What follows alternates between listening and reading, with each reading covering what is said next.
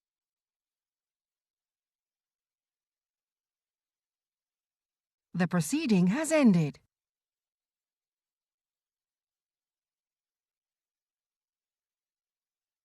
The proceeding has ended.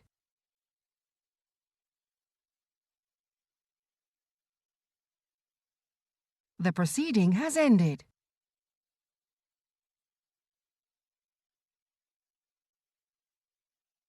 The proceeding has ended.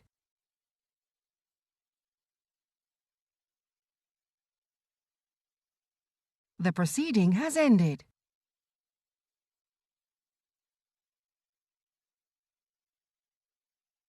The proceeding has ended.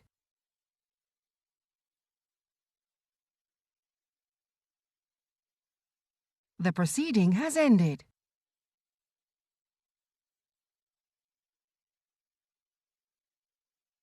The proceeding has ended.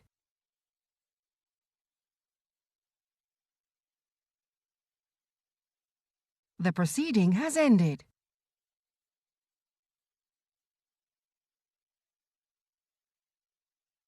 The proceeding has ended.